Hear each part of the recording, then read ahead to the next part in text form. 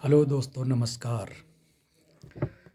और अब UP board की प्री बोर्ड की परीक्षाएं शुरू हो रही हैं और हम आपको यूपी बोर्ड का कक्षा 10 का जो हिंदी का पेपर है उसमें जो इम्पोर्टेंट प्रश्न किस टाइप के आएंगे वो हम आपको बताने जा रहे हैं। सबसे पहले एक प्रश्न संख्या जो खंड का है वो बहुविकल्पी होगा और उसमें एक प्रश्न संख्या 1 से लेकर प्रश्न संख्या 20 तक OMR सीट पर आंसर भरने होंगे। 4 आंसर होंगे, 4 में से एक उत्तर सही आपको देना पड़ेगा। इस तरीके से ये 1 से लेकर के 20 तक प्रश्न इसमें आएंगे।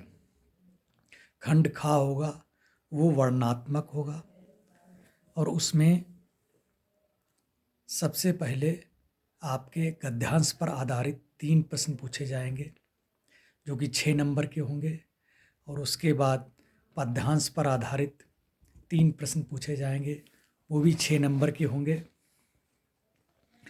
और प्रश्न संख्या 3 जो होगी वो संस्कृत गद्यांश का संदर्भ सहित हिंदी अनुवाद होगा।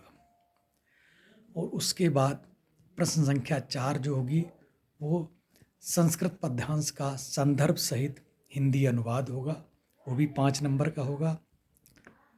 और उसके बाद जो प्रश्न आएगा वो कर्मवीर भरत खंड काव्य के आधार पर भरत का चरित्र चित्रण या कैकेयी का चरित्र चित्रण कीजिए, ऐसा आपको लिखना पड़ेगा और उसके नंबर होंगे 3। फिर प्रश्न संख्या 6 का आएगी, वो गद्य के लेखक परिचय व एक उनकी रचना पूछी जाएगी। कुल 5 अंक का प्रश्न होगा। प्रश्न संख्या 6 खा में एक कवि का जीवन परिचय व एक रचना पूछी जाएगी, जैसे तुलसीदास, सूरदास, इनमें से कोई एक लिखना पड़ेगा। ये भी 5 नंबर का प्रश्न होगा।